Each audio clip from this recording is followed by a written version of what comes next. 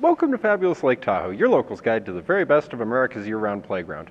I'm Jack Durst, and this is the first of 3 videos from the Elevate Your View Lake Tahoe Leadership Summit in 2014. Elevate Your View is a leadership summit put on by the leadership class of 2014 from the Tahoe Chamber and a bunch of other local organizations. And it has really elevated my view of Lake Tahoe and activism in the community here. This video features Dave Meslin, who is a Toronto area activist who you might know from his 1.3 million video TED Talk on how to reduce apathy in the political system. You can check out his video following, or click the annotation on your screen right on the Elevate Lake Tahoe logo to see a playlist of all of the videos in this series. Well, with graduation just around the corner and almost literally 9 months of planning this summit, I can't believe I'm actually standing here. It's here, we're almost done, and we have so many exciting things happening today. Our class literally has worked effortlessly on this summit, and putting on this summit today with conviction, with determination, and true leadership skills in order to send a message to our community. 24 individuals came together with one purpose, one goal, to be engaged and to make a difference in our community. This day is filled with inspiring keynote speakers and very informative and engaging breakout sessions. I would like to present to you a brief overview of Leadership Lake Tahoe and the reasons why we are actually here today. Leadership Lake Tahoe is basically a professional and personal development program organized through the South Shore Chamber of Commerce.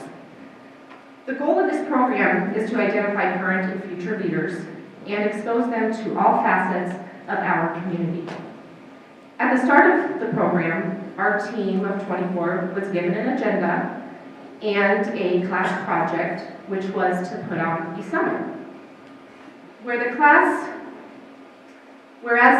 we as a class had to basically identify what that meant for us and what direction we wanted to go with it. So when we looked at our agenda for the year and the mission of the program, we quickly realized what the summit would mean to us. This would be our opportunity to send a message to our community on the importance of engagement and making a difference. So I want you all to think a little bit outside the box.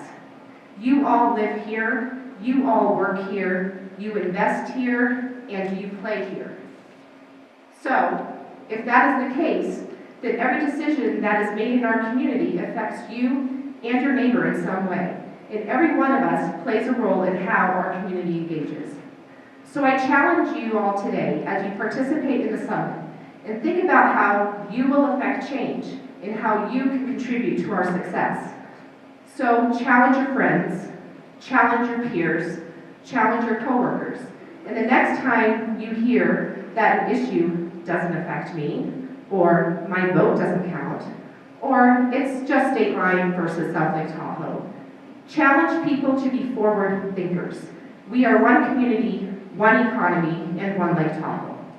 So ladies and gentlemen, if you want to continue to live here, work here, play here, invest here, it is time we take the apathy out of Lake Tahoe and move our community forward.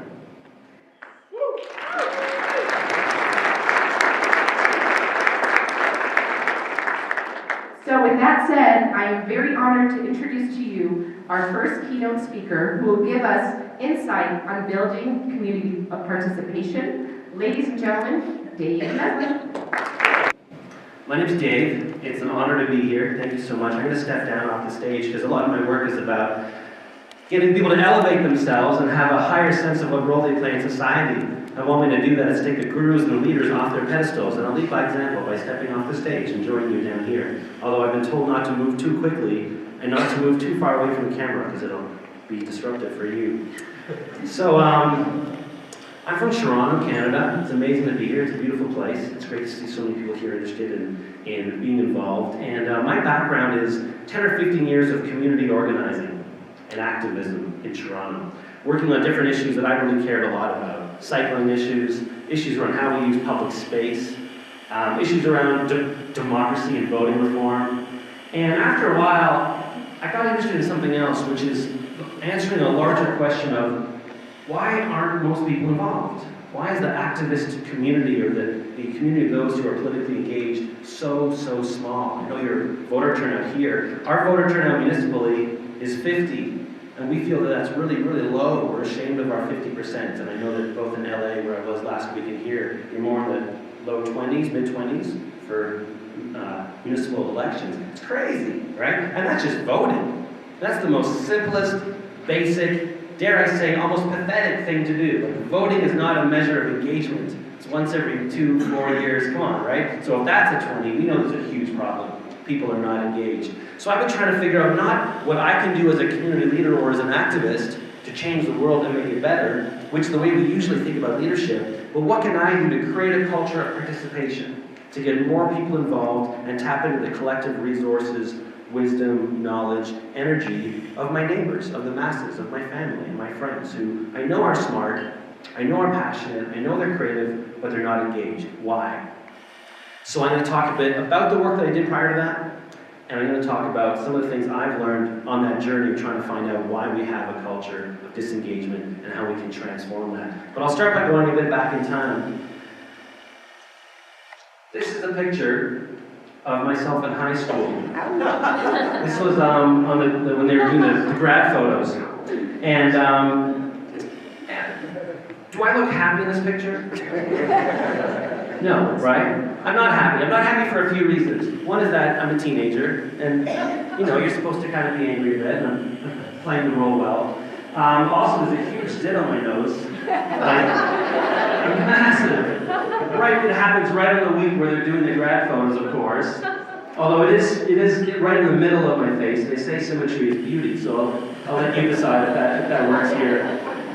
But the real reason I wasn't happy in this particular moment is because there was a table, kind of like this table right here actually, and in the room, and there was a bouquet of flowers on the table.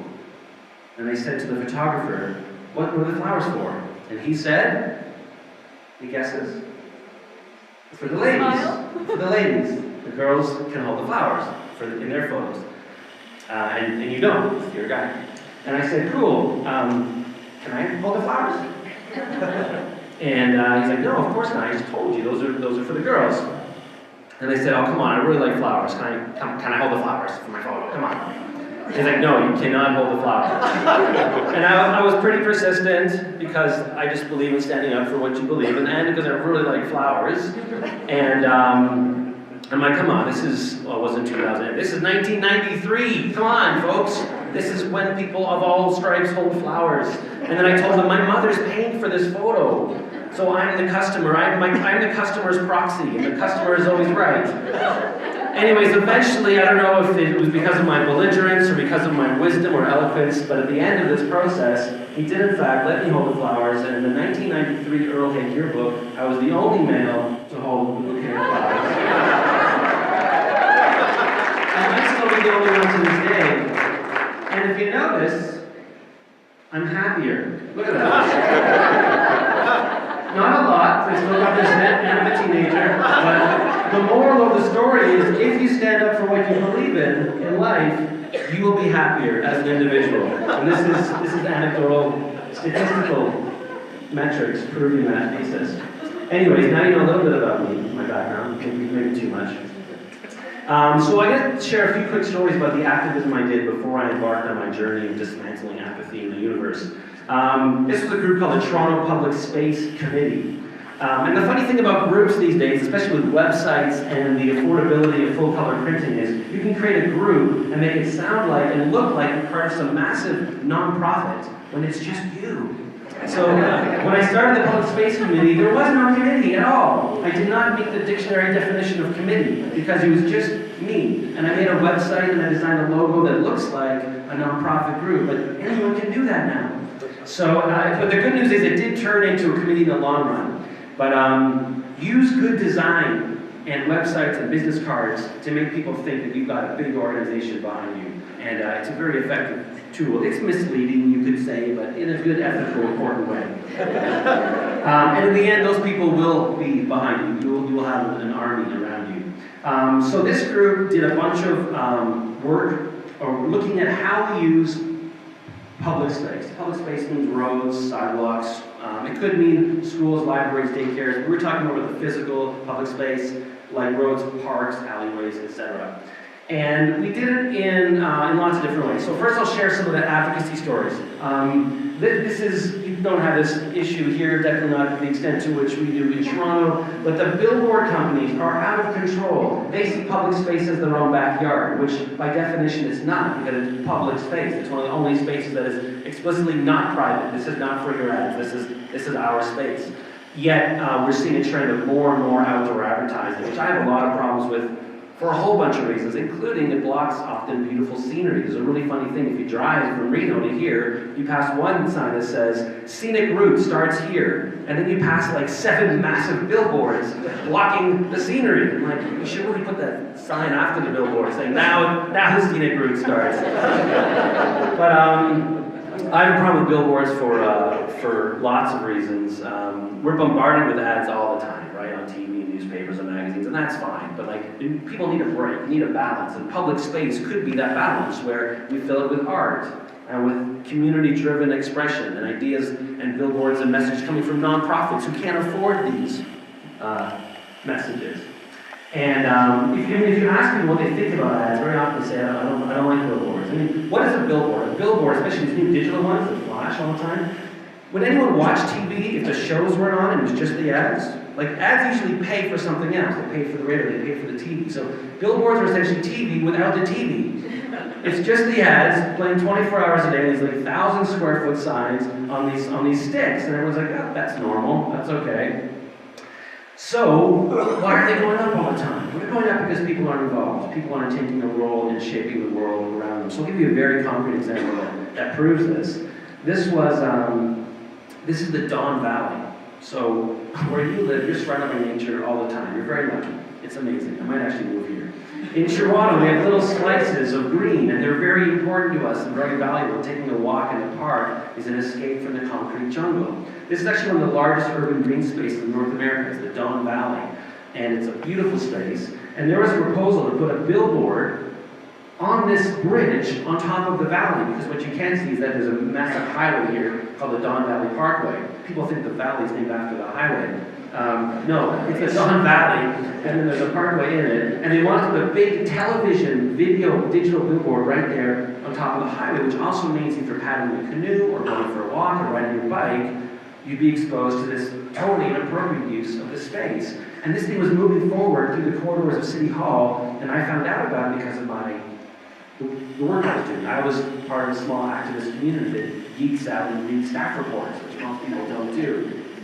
And I thought, there's no way people would want this happening if they knew about it. So all I have to do is just let people know. I'm up against a multi-million-dollar company that had already spent tons and tons and tons of money on lobbying and probably engineering reports of how it's going to be held up and all this and that. And it was just me, the Public Space Committee, against them. But democracy actually works when people are engaged, because the companies don't elect the politicians, we do. But when people speak out with an organized voice, politicians listen, either because they think it's the right thing to do, ethically, or they're like, well, I really want to keep my job, I should probably listen to these voters, because I have an employment review in 2 years, and I want to extend my contract. So I made my own. They hadn't actually shown what it would look like. I made an image in Photoshop of what it would look like and how ridiculous it would be. And all I did was I started handing out flyers in the neighborhoods around and saying, do you think we should have a massive digital video billboard in the Don Valley? Of course, no one does. They started phoning the city councilor, his name was Jack Layton, who later on became leader of our Progressive Party federally in Canada. And Jack was like, oh, okay, well, let's do something. He organized a meeting with me and 2 vice presidents from this company. It was called Tribar. So here I am in this boardroom at City Hall, negotiating with these 2 guys in suits who want to put up this billboard. And it actually got really complicated because they offered to pay for a suicide barrier on the top of the bridge. So suddenly I'm the guy against the suicide barrier, which I'm not. There's actually a documentary about the people who fought for the suicide barrier, and I'm the bad guy. It's like, this guy was trying to stop us. So I was like, we have enough money to build a suicide barrier as a government. They're like, no, we need the video billboard. Anyways, they offer, they're like, can we negotiate? Can we turn it down at night? Can we make it a little smaller? Can we, change the luminosity and the lumens and the nits and all the scientific words about brightness, which I just call brightness. We'll talk a bit about jargon in a few minutes. And I said to them, listen, with all due respect, I believe in compromise. I'm not an ideologically driven person, but in this context, there is no parameters in which this is an appropriate use of this space. Commercial advertising doesn't belong in the park, period, so I can't compromise. Anyways, to make a very long story very short, we won. If you go to Google Street View and look at this bridge now, there is a suicide barrier funded by public money, of course, and there is no billboard on it, and there never will be. And all it took was me making a few flyers, handing it out, and informing people. And that transformed them from so-called apathetic people into engaged people, because people aren't apathetic. They're excluded from the process almost intentionally by the structures we have. I'll explain that idea a little further later. Anyways, what really bothered me is at the same time that they were allowing more and more digital, video, massive billboards to go up, essentially putting a price tag on freedom of expression. Whoever has the most money gets to express themselves more. They wanted to ban posters, which really is the only counterbalance to the billboards. Like, this, as a citizen, I can't afford a billboard, but I can put up a piece of paper on a pole. So I started putting signs up on poles, doing the same thing. I was saying, hey, all the posters are going to be gone. And people started complaining about that. We had a website explaining how posters, if they're done properly, they have to be a certain size, they have to be removed at a certain time. I don't think people should stick anything wherever they want. But I think posters done in a respectful way, neatly, of a certain size, is how all these different organizations, small businesses, artistic groups, etc., express themselves. And that's what our society is supposed to be all about. That it's not top down, it's bottom up, and that people have a voice and freedom of expression. Anyways, we won that one too. You can still poster in Toronto. So I started realizing you can make a difference. But what I realized was that if I can make a difference, imagine if everyone was trying to make a difference. Wow, things would be really transformative. So both of those campaigns were very policy-based. We were at City Hall, reading staff reports, making deputations, doing press conferences, etc. I wanted to make sure that our work was also fun and engaging, and that people would feel that the Public Space Committee was something worth investing time into, because at the end of the day, you'd be like, hey, that was really fun. I'm going to invite my friend to come next time. So I didn't want it to all be just reading staff reports, right? So we did some stuff that was about the same issues, but more theatrical, more creative, almost performance art, if you will. I'll give you two examples. So this is what we call an orphan space. It's a bunch of dead grass owned by the city that is, for some reason, is being neglected. And it's between, let's say, the road and the sidewalk. It's between the sidewalk and a building. Maybe there used to be a tree in a box, and the tree died, and no one's noticed. So it's just sitting there, neglected. And we started this campaign called Guerrilla Gardening. And the idea is that we're going to go out and vandalize public space with nature, with seeds. And we invite people to take ownership over our collective spaces and say, hey, you don't have to wait for the government to fix this. Show up with a spoon. And we said spoon on purpose because a lot of people are hesitant to participate in things because they don't think that they're good enough or an expert. We live in a culture that worships and embraces the gurus and the experts. Someone might think, oh, gardening. I don't know a lot about gardening. So by saying bring a spoon, we're making it very clear you don't have to have a degree in botany or horticulture. You don't even need a shovel. Just bring a spoon. We have seeds, and this is for everyone. And every time I did one of these, it was a bit of an experiment. Was anyone going to show up? Is this just going to be me sitting there? And people do show up. And we had a lot of fun. We planted tons of seedlings and seeds. And of course, all the flowers died a week later, so we don't have a guerrilla watering campaign. I just haven't gotten around to that yet. Anyways. But it's still worth it because the people who are experiencing it, and perhaps more importantly, the media covers it, and thousands of people were hearing about all these different campaigns. And the reason it's important isn't just because we're making the city pretty. I mean, to be honest, Toronto already has lots of flowers and grass and trees. It wasn't about that. It's about people actually physically trying to alter something that is outside of the scope of their own private ownership. We rarely do that, right? And the idea here is that people invest time and money and effort into things that they know are theirs. So, how many of you have hung up art in your home, on a wall? Anyone? Hands up. That's a lot. You do that because no one else is going to do it, because you like art, and why not make it look better? How many of you have vacuumed the floor, swept your floor? Haircut in the last 3 months? Shower in the last 2 days? Okay, see what I mean? Like, we're constantly, we're wearing nice clothes, right? We put attention into what we know is ours. So if we can get people to see the larger commons, which is public space, but again, by extension, our schools, our hospitals, our daycares, our libraries, police department, government itself, everything, it's like, yeah, this is mine. People will want to invest more of their time. They'll have a different relationship with taxes too. They're like, oh, taxes isn't money that should be flushed down the toilet. That actually pays for the library, which I kind of like. We'll have more intelligent dialogue around that balance and all those different needs. So, as soon as that spoon breaks through that top layer of soil, it might literally be the first time in your life that you've tried to physically alter something outside of your own realm of private ownership. And rewiring your mind to realize that you have a voice and a capacity to change the schools and to change the hospitals and the library, whatever, the public transit system. It's not running fast enough, I wait for the bus too long, whatever. You can change that. And anything can change. Anything is malleable. So I think it's a powerful message, and it's fun as hell. You meet people and you plan things, it's great.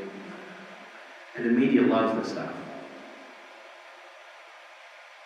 Yeah, we put little signs up for the neighborhood. Please water us, like after we realize things were dying. We try to get the community to like water things, but the signs are too small.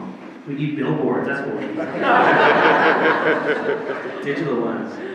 Changing every 8 seconds. Please, water me. You know the term they use, governments when they're debating these digital signs that change every 8 seconds, is static electronic. It's a static sign that changes 8,000 times a day. Anyways, don't get me going on those.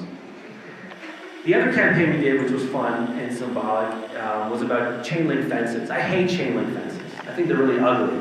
But also, they kind of go against everything I'm about. I'm about people coming together and working collaboratively. And a fence, when you have a fence in front of your home, it does two things. One is it puts a barrier between you and your neighbor. Like, stay the hell away from me and my family. That's in my line. Stay over there. I'll stay away from you, you stay away from me. Everyone's happy. But the fence at the front is the physical manifestation of that line I was talking about before. So I'm going to take care of my room, hang up the yard, sweep the floor, mow the lawn, plant some flowers. Boom, here's a fence. That's for, I don't know, the mayor, the government, someone else. That's not mine anymore. I'm actually putting up a physical and mental fence of where my responsibility ends. So what's the best way to get that mental barrier taken down? Well, to just go out and take down people's fences. So we have this project called the Downtown Defense Project. We do defense spaces. Now, we don't just go out at night and just take them down without asking permission, because we'd end up in jail. And my mother would be very angry. I was already in jail once, and she was, avoid it if you can. What we do is we hang these little flyers on people's fences that shows visually what a fence community looks like and an open community. We have a little bit of philosophical arguments here. And we say, phone us. We offer free fence removal. We'll take down your fence. And again, crazy experiment. What are we doing? Like, is this going to work? I wanted to live in a neighborhood like this. And there were a lot of fences on my street. And again, it's that rewiring of the mind. So instead of just complaining about it, I said, well, I'm going to see if they'll let me just take them all down. And sure enough, people started phoning me. My phone number's right at the bottom.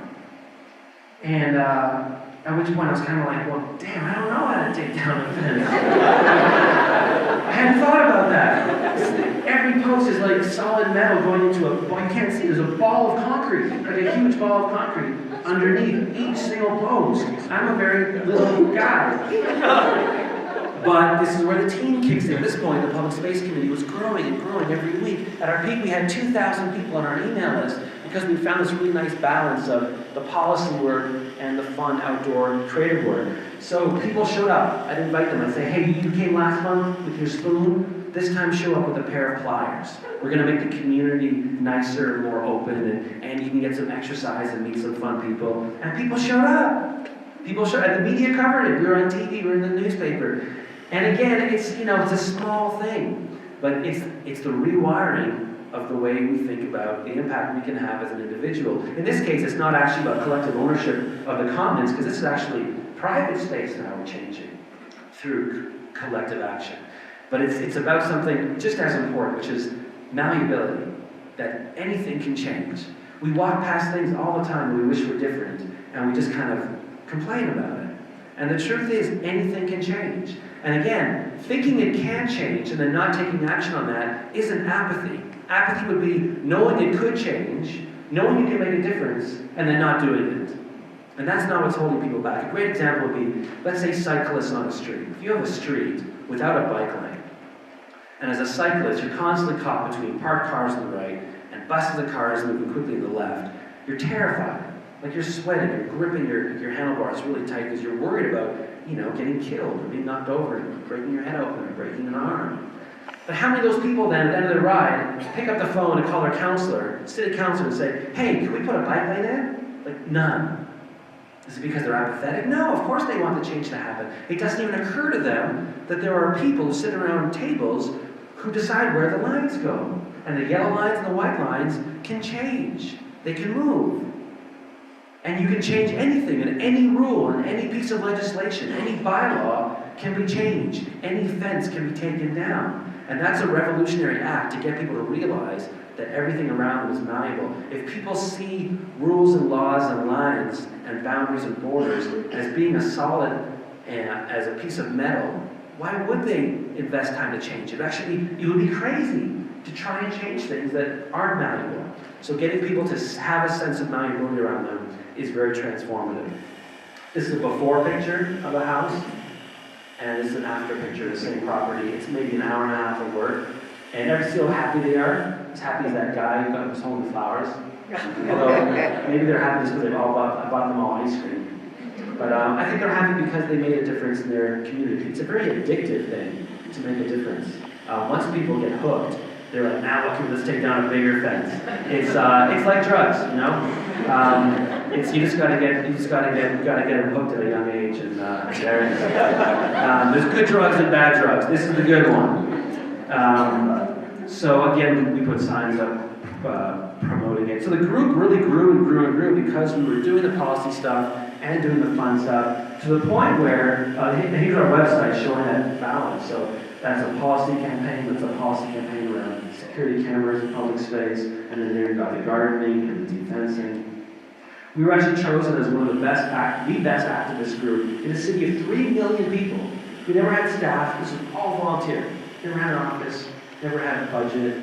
We weren't incorporated in any way. We weren't, what do you call it, a 501? We weren't a C3 or a C4 or R2D2 or C3P or anything. We were just like a bunch of people trying to make a difference. In a city of 3 million, we were voted the best group because we were doing it in a fun way. We often think that groups have to be fun or serious, and you not only can you be both, you have to be both.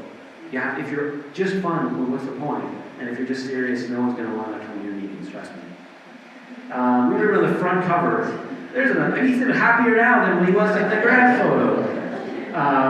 We were on the front cover of one of our weekly kind of entertainment paper, which is amazing because this is usually for like singers and comedians and like cultural things. But because we had added that creative spin to our work, we got a political message on the cover of an entertainment cultural magazine. Anyway, so that's the Public Space Committee. I'll do this story really quickly. This is another example of how you can do a lot with low resources. It's important to know that because it's great when you do stuff like this. Obviously, this is a high-resource event, and things like this are fantastic and bring people together. This is probably an expensive room to book, and there's like, right? But don't let that make you think that if you don't have resources, you can't make a huge difference, right? Especially if you're younger or as part of some small fringe group that doesn't have the capacity to get sponsors yet or funding, you can still make a huge difference. And here's a great example. So I was brought in as a consultant to help a group figure out, it was a barter, by the way. You're thinking, wait a minute, he just said it was low budget, and that was a consultant. This is an environmental group who offered me a free desk to start the Toronto Cyclist Union in exchange for helping them design some campaigns. This is 6 years ago. So they said, Dave, can you help us promote the importance of this number? 1,700. This is the number of people in Toronto who die prematurely every year, unnecessarily from smog-related illness. And we'd like to raise awareness of that. How do we do that? So we came up with this really fun idea. We created these silhouettes of people with blank space in them for people to write a message. The typical nonprofit way would be to have a press conference. And someone would stand up with a chart and say, 1,700 people are dying. And we have to stop this. We have to come together to stop it. And no one would cover it because that's boring, right? That's just, what's the photo opportunity? What's the visual? Why would the newspaper why would readers want to read that? It's not interesting. So we started with this, and we asked people to download this, and teachers also downloaded this and did this with kids in the classrooms, and write a personal message from you about how asthma has impacted your life or someone you love. And we tried to get 1,700 of these, which we hit easily, mostly through classrooms, but also people sending it in on their own. And then we did two things. We did a kind of visual exhibit where we hung up 1,700 messages outdoors in a park at the foot of Yonge Street, which is this very long street that starts right at Lake Ontario. And we installed 1,700 messages, so right away we've got the photo up now for print media. We've got a kind of visualization of how much 1,700 adds up to, especially when each one is an actual message from a real human being talking about their sister or their mother or their friend or whatever. We sent out a press release talking about the video, sort of the photo, and a video opportunity. The video opportunity was that we had a smog hike. And we walked up Yonge Street from Lake Ontario with one poster on each pole, which we could do because I fought for posters like 10 years before, until we reached 1,700 utility poles. We didn't know how far that would take us. It ended up taking us 2 days, and took us outside the city of Toronto to the city of Markham, where it's illegal to poster. we did a press release on that, got a whole second wave of media. Anyways, you can see we used color, we had the images, we got tons of media attention. These are some web coverage. This was a weekly paper. This is another weekly paper. Each of these mentions the number 1,700. One of them wrote 17,000, by mistake. And we're like, yeah, that's even better. That'll really scare people. There's another one.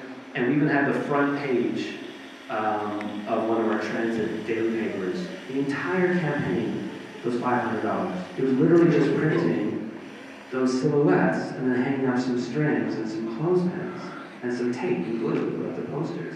And we had enormous amounts of media coverage. So using creativity and trying to think about how something will be appealing to the masses, just like advertisers do. That's why billboards are always so flashy and fun. Ads are fun because they know that that's what breaks through the clutter. So we have to do the same thing. And this can be for an activist group or for a nonprofit group or an artistic group or for a business, whatever you do here locally, you can get your message out using creative ways. I'll run through this one quickly. What time is it, if you don't mind me asking? I should know. 1:45. Okay. Wow. I haven't started. I've got a bunch of stuff I want to tell you. That was just like the intro. Okay. City Idol was a project I did in 2006, and the idea was I wanted to get more people involved with elections. Because one thing I learned is that even though engagement was really low in the activist scene, it was even lower for elections. People who were actively engaged in the nonprofit sector and were very eloquent, passionate leaders for activist groups weren't running for office. And the people who were running for office represented, in my view, a very small demographic in terms of gender, class, geography, background, employment, etc. And I think that's a problem. Not that those people can't be great leaders, but we want to have leadership that reflects the diversity of who we are as a community. How do we do it? Again, I can send out an email saying, hey, let's all run, right? Well, it's not that fun. So I came up with this idea, City Idol. You can steal other people's brands and kind of piggyback. So obviously I'm ripping off American Idol here. We call it Canadian Idol where I'm from. And City Idol. Now in American Idol, you compete with your voice and your songs, and you get on a stage and you try and convince the audience that you have the best voice. And then if you win, you get a record deal. City Idol, we invited people to get up on a stage in front of a live audience. It's kind of like a nonpartisan grassroots primary. And compete of who has the best ideas to be a city councilor. And you don't need any background at all. You don't need any money. It'll be fun. I mean, as soon as you see that, you know that it's going to be kind of fun, right? It's not called nonpartisan political primary project to boost voter engagement, right? Which is what we usually do. It's City Idol. Get up on the stage. Do you have ideas of how to make the city better? This is your chance. It'll be fun. So, and if you win, you don't get a record deal. You get an election campaign.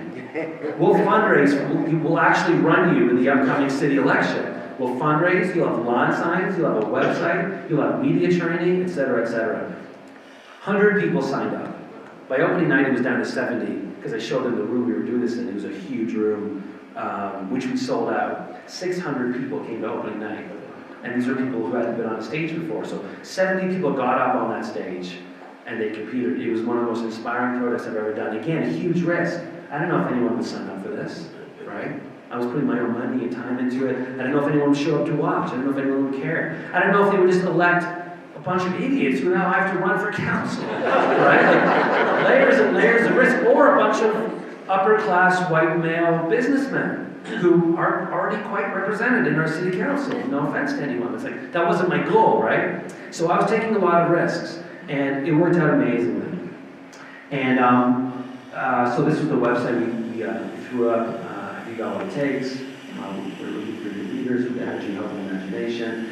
Here's just some quick data on the diversity issue I was talking about. So half of our city is women, but not represented on council. You've got great representation of women in your council, I've heard. Congratulations. It's not the norm in our political bodies across your country or mine. Visible minorities also represent half the city in Toronto, yet politically very underrepresented. So tons of people signed up. The media loved it because this was one of the most interesting things that come out of an election in a long time. So lots of media exposure. The candidates were hilarious. Opening night, they had 60 seconds. That's it. But they had weeks to prepare for it. And if you have weeks to prepare for a 60-second speech, like, they're pretty good. Otherwise, it would have gone on for hours and hours. So 70 people doing 60 seconds were already that's a lot to ask people to watch. Semifinals, though, they had much more time to do really fun exercises, competing against each other on stage. They were diverse, they were young, they were old, they were from the right, from the left, from the up and down.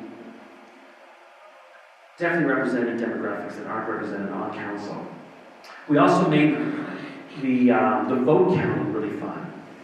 What we did is everyone had to pick their top 10 out of the 70. We were going to vote half of them off the islands. We went from 70 to 35 the first night. But now it's like Survivor and City Idol combined, or Opinion Idol. So we got 600 people, each voting for 10. That's 6,000 votes. How do we tabulate that? How do you do that? So we turned it into theater. We had these kind of bowls set up where each ballot, you write a number on it, candidate 74. And first we had people who put it on from 0 to 35, and then 36 to 70, and then from there into 10s, and there into 5s, and then into 1s, and then into a bag, and then you count the bag. And then we had someone playing live vote counting music. And we had everyone dressed up as like retro accountants and visors and aprons. And it became this like half-hour performance piece. Which made it really, really fun. And the media was there covering this. We had live television there. And we were, again, not funded. We charged $2 at the door, times 600, it paid for the venue. It was like, you can do that at a grassroots level. There's the polls. Amarjeet Chabra, Sikh young female, was our winner in Scarborough. We had 4 finalists from different parts of the city. Bahar Amin Baziri, Persian females, our winner in North York. Arthur Rorschach was a center-right young guy who won in Etobicoke and actually came in second place, really strong second in the actual election. And if he wins again, he's got a good shot. None of these folks won on their first shot, but they'll be back. And Desmond Cole was our downtown Toronto winner. He was amazing. The reason I like telling this story is because, and it's turned into a documentary. If you go to cityidol.to, which I use for all my Toronto websites, so it's actually the domain for the country of Tonga. So cityidol.to, you can download the documentary. But the reason I like telling the story is, imagine when I first did this pitch, the call out, and I asked people, do you have what it takes to be city councillor? Get up on the stage, it's going to be great. Imagine if I hadn't called it City Idol, and instead I called it what it actually was. Speech night. We're looking for candidates to come to speech night. Who wants to come? You want to sign up for speech night? Right? No one would have signed up to be a candidate for an event called Speech Night. No one would have come in the audience. Hey, you want to go to speech night tonight? There's going to be speeches on a stage. You want to come? You got anything better to do? Right? No way. Do you think anyone would have called me up and said, hey Dave, we've heard about speech night. We want to do a documentary film on this because it sounds really exciting. No way. So my point is, no matter how much effort you're putting into your projects, private, public, nonprofit, whatever, you have to put an equal amount, if not more, into the branding and the marketing. And we often leave that to the big companies. So GM and Ford and Gap and McDonald's are doing the clever marketing. We're out there with crappy design flyers saying, join my nonprofit. We have to be fun, we have to be creative, we have to be edgy, we have to take risks. It's important, and it works, it pays off. Okay, I need to start moving a little quicker now. I'm drinking orange juice. 5-second break, everyone. Enjoy yourselves. Take a stretch. Okay, it's over. I need your full attention. The fourth wall. This was an exhibit I did in Toronto, 2011, 3 years ago, and it was about how we can create a culture of participation in our society. And I had 36 concrete recommendations of how to boost engagement and participation and inclusiveness at the municipal level specifically. The fourth wall is a theater term. Anyone know of it? Anyone heard of that? Fourth wall? You know? Okay, so the fourth wall, if I was on a stage, which I am now, the three walls around you are the blocks of the stage. Right, back, left. There's 3 physical walls. This is the fourth wall. It's a virtual barrier that separates the audience from the stage. And it works in very different ways for those two groups. Actors only look at each other, never look at the audience. The wall actually becomes physically opaque in their mind.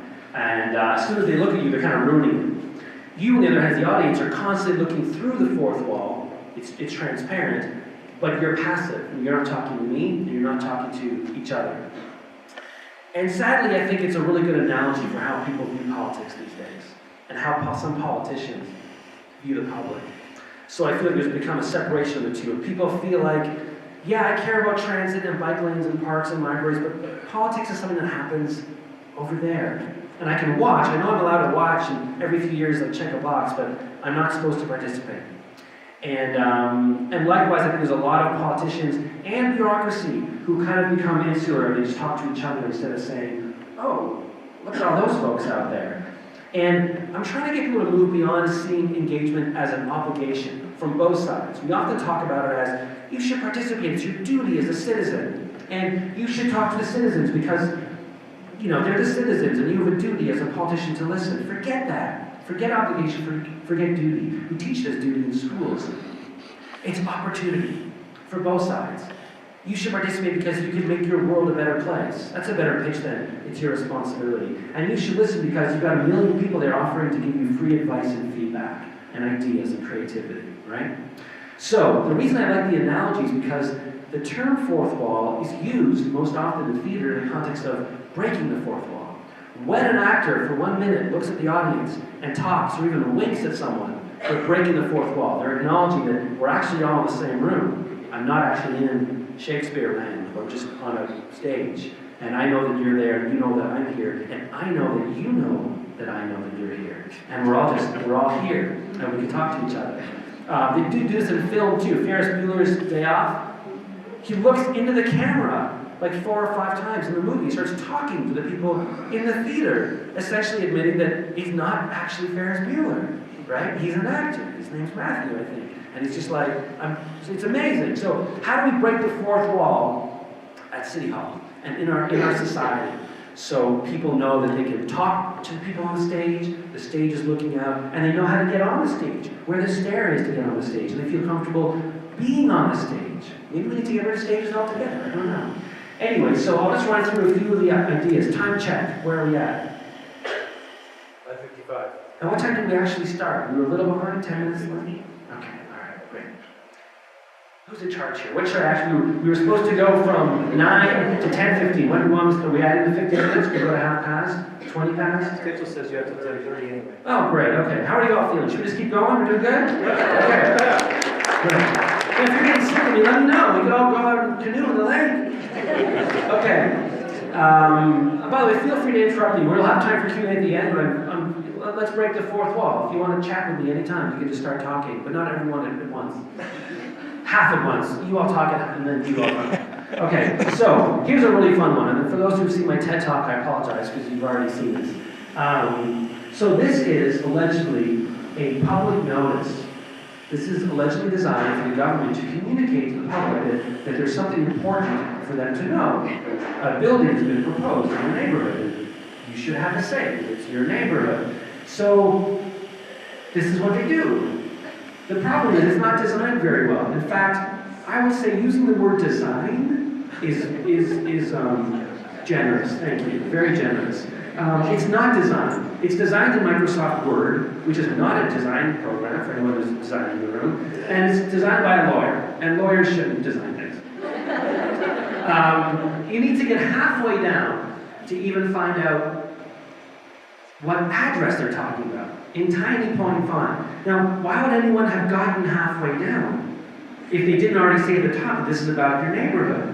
Right? Especially in a city the size of Toronto. Like, you're not going to read every development notice just in case one of them happens to be about your neighborhood. They're not even using, there's very affordable technology now that's come down drastically in price. Like bold,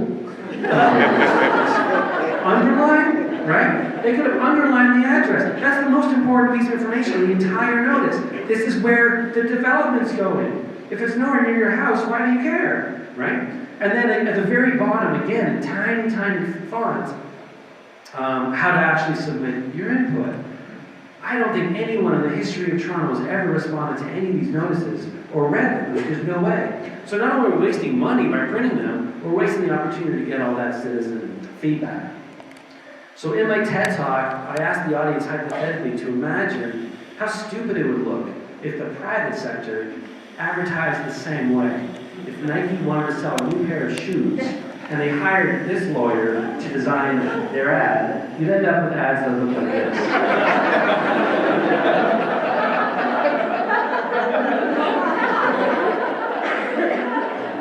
Have you ever seen an ad like that anywhere? A billboard? In a newspaper? In a magazine? An ad on TV? Has anyone ever seen an ad that looks anything like this? No. Why? Yeah, it's a crappy ad. That's right. It's actually probably one of the most informative ads you've ever seen in your life. It actually tells you about the product, which ads never do. They tell you about how you'll be sexier when you wear the shoe, which isn't actually true either. But it works.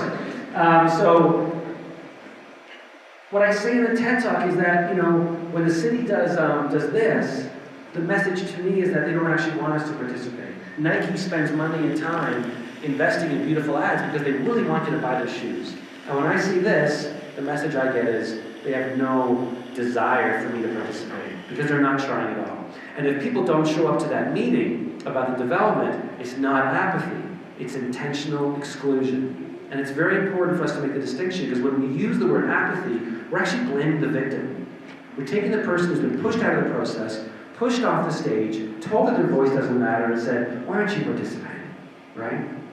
You can say the same thing about voter turnout. I might chat a bit about the end about voting systems and finance reform, but we've essentially created a political culture that is actually incredibly polarizing, negative, and almost like violent intellectually, and incredibly uninspiring. And then say to voters, why aren't you voting? Well, there's only two choices in this whole country. That's kind of boring. Well, don't get me going on proportional representation, but Google it, proportional representation. It's insane to live in a country with two parties. That would be like going onto YouTube and there's two videos to watch, right? That would be lame. Most countries have 10, 20, 30 parties using systems that allow that and foster that. We need competitive innovation in the political marketplace, not just the free marketplace. Okay, where was I? So that's the print notice. This is the physical notice that we put in front of development proposals. Same thing, not designed well at all. Why does it need a 15-digit code?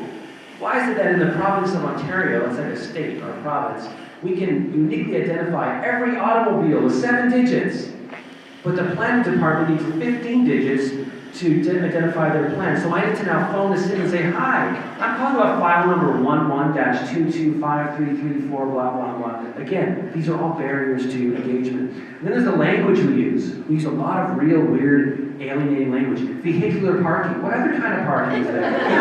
Parking. Right? An exterior amenity space. I honestly don't even know what that means.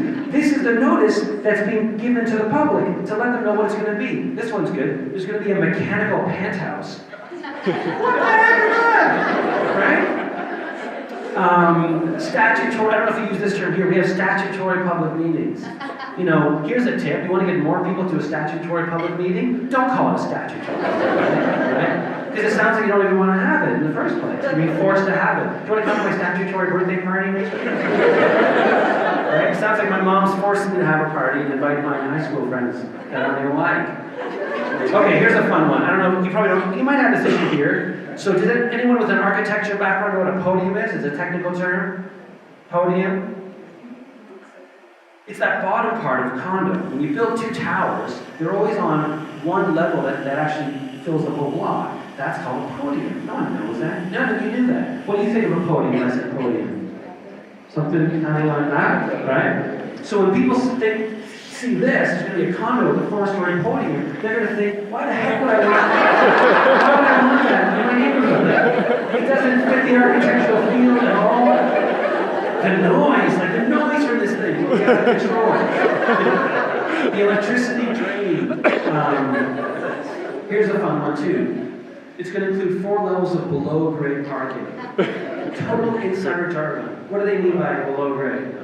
Underground. You all said the same thing. What is the normal word that most people use to describe something that's underground? Underground! You do that too. So why wouldn't you say that? Underground parking. So when I think of below-grade parking, I just think of crappy parking. I want high-grade parking, right? Like, why would you put in below-grade parking? We can afford better than that. Imagine if the subway system in London, instead of being called the Underground, was called the Below Grade. This sounds stupid. Or a band called the Velvet Below Grade. It's not a good band name. I showed you my grad photo before. Here's my report card for that year. It's 91. That's below grade. Okay? That's not the kind of parking we're looking for. Although I point out with pride that I passed every course. It was a close call. So I don't want to just complain in my work, although clearly I enjoy complaining, walking too fast for the camera here. It has this amazing machine that can make it pan, but I'm supposed to walk slow so I don't get in front of the pan. So I don't like just complaining. I wanted to show what it could look like. So through my blog, I did this call out saying, hey, designers of the world, volunteer an hour of your time. Show me what a public notice should look like. If you're trying to achieve the 4 following things. Number 1, make it visually appealing so people actually notice it. Like, why is it going to jump out of the newspaper? Number 2, clearly highlight, using things like bold and underline, the most important information. Where is this happening? What's being proposed? In normal English that people actually talk to each other with, underground. Number 3, clearly identify the opportunities for engagement. Is there an event? Is there a website? Is there a survey, a town hall? How can I submit my input? Number 4, most important, the proactive pitch saying, hey, you should get involved. Nike doesn't just tell you they have a shoe, they're essentially like beating you over the head, like, buy the shoe, buy the shoe, buy it, buy another one, buy more, buy them for your friends. It's Christmas, buy shoes. So an ad, a public notice should say, hey, get involved. This is your chance to have your voice heard.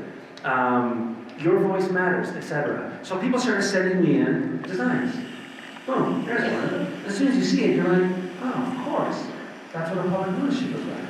It's got clear information, it's bright, it's colorful, we're listening to you. Here's 4 ways you can participate, a little sketch of what's proposed. Speak Up Toronto. What do you think? This is called an exclamation mark. It's also very affordable. And this person's using it in a few places.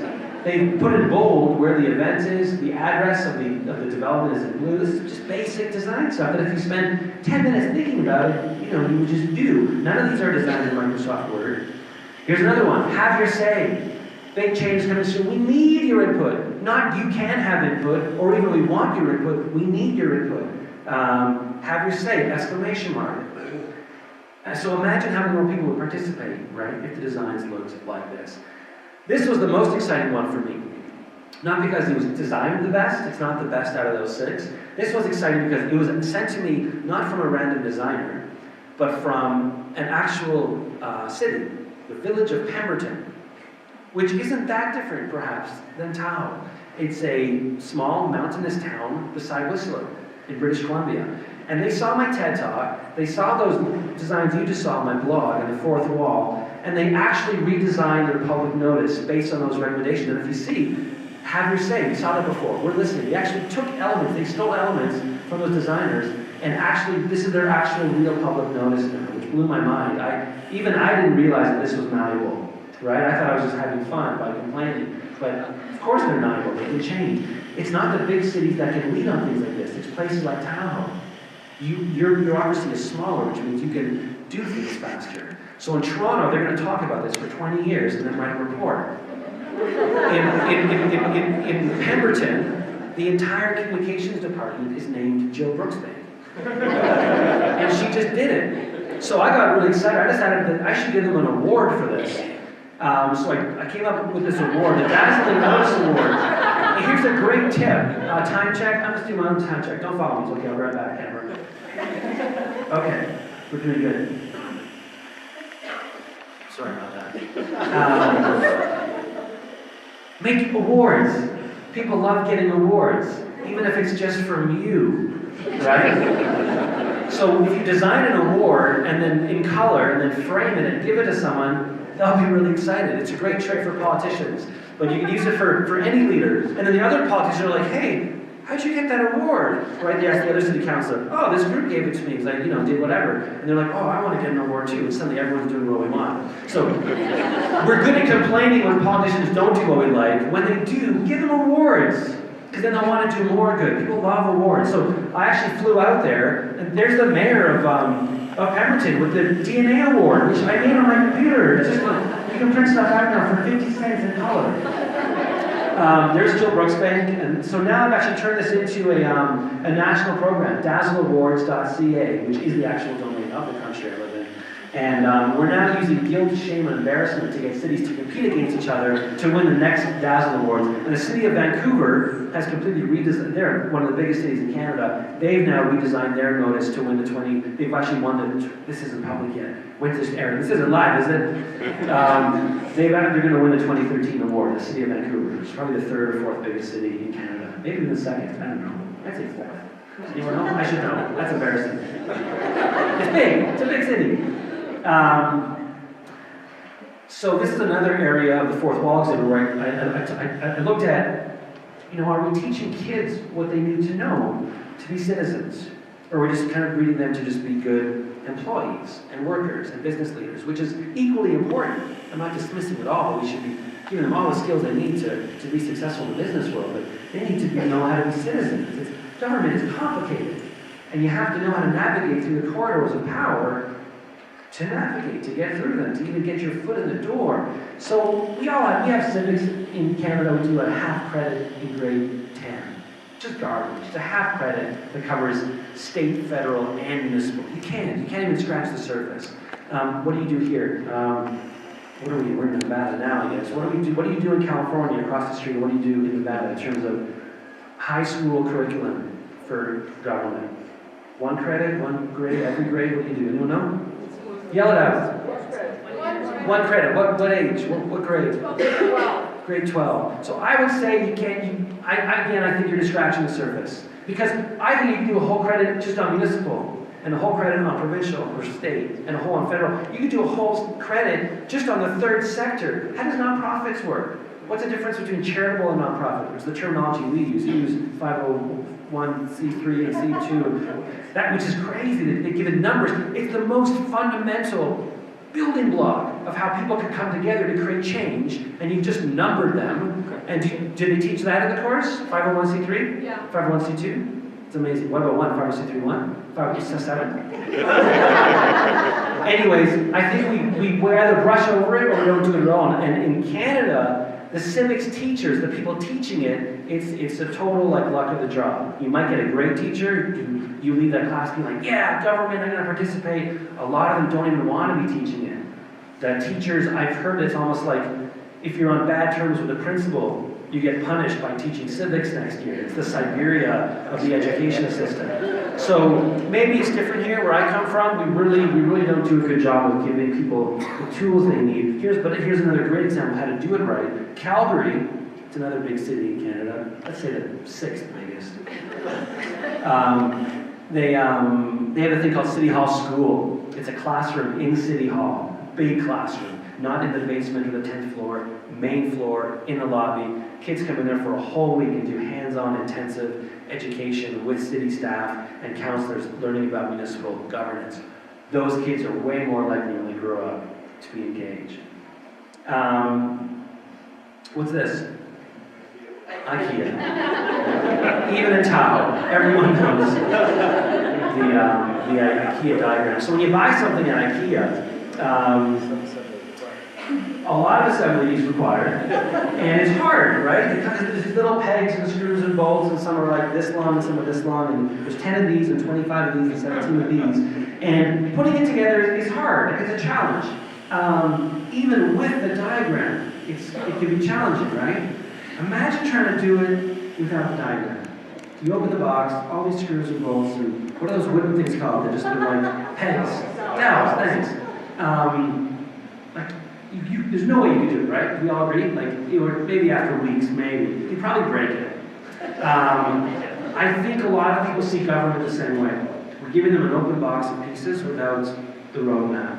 And I think people feel like it's safer to just keep my head low and not get involved. And I would need to learn too much to participate. And if there might even be a fear factor. If I go to that public meeting and speak out, I might embarrass myself because maybe I don't totally understand the situation. I know where I come from, I don't think the average person totally even really grasps the different jurisdiction of municipal, state, and federal. I think there'd be a lot of confusion around that, which is like, again, that's basic building blocks. I'm going to wrap up now. I'll share one more quick fun story. This is a band I'm in. I'm in a few bands. And this is my favorite one because I think one of the things that really keeps people away from politics is the partisanship.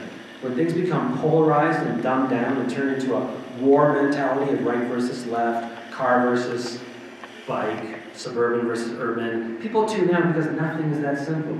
And on each of those spectrums, the truth actually lies somewhere in the middle. So, and at Toronto City Council, we have a kind of right-wing and left-wing group, and they don't always talk to each other, and it's very toxic. So I started a band of city councilors from the right and the left to make music together.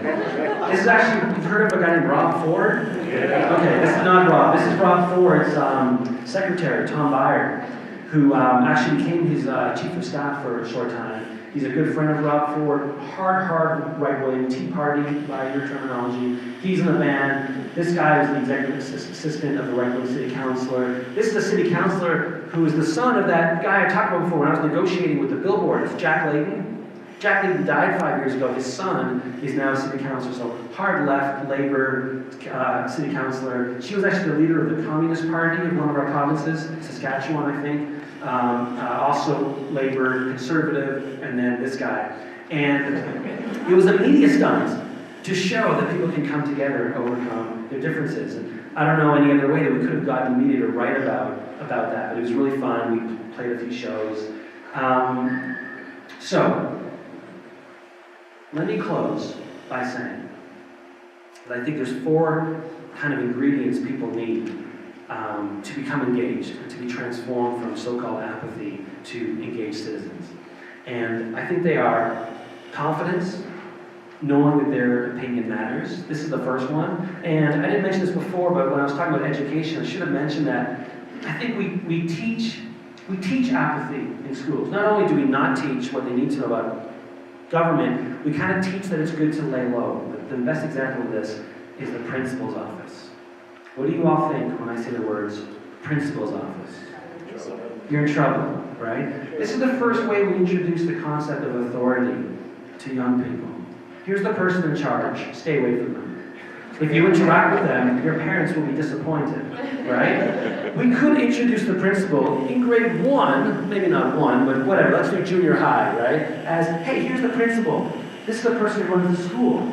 So if you have any good ideas about how we can make the school better for you, through your experience and lens as a student, this is the person you can talk to.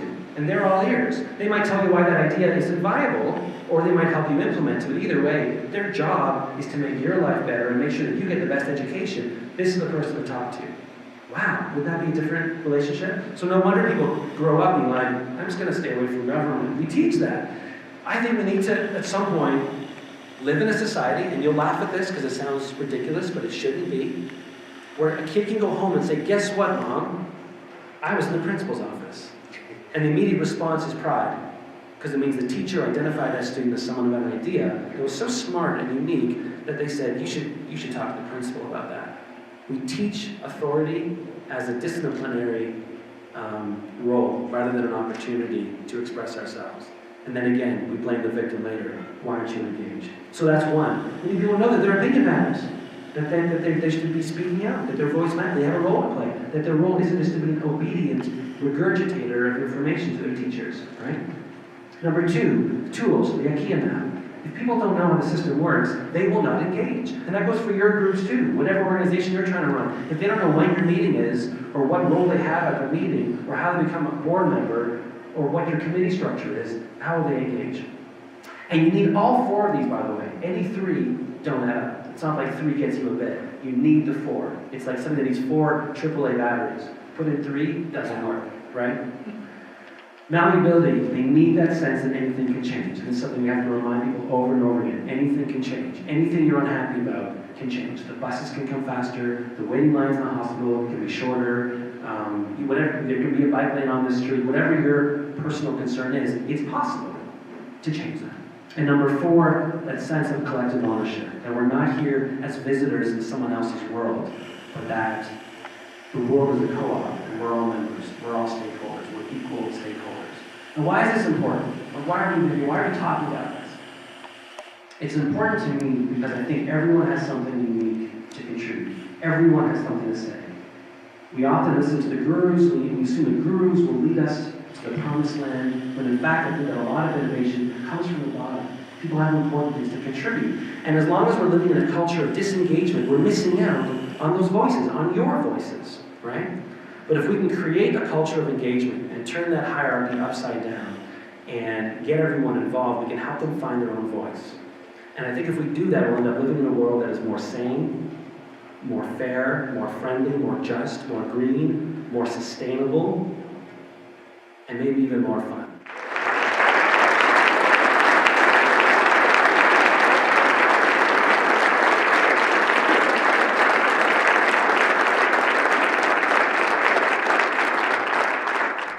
As I mentioned at the beginning of the video, this video is part of a playlist. If you click the annotation on your screen right now, you'll be taken to the other 2 videos in the playlist, which will help you see all of the videos in their proper context. Yes, I know it's a lot of content, but it is really worth it to watch it all the way through.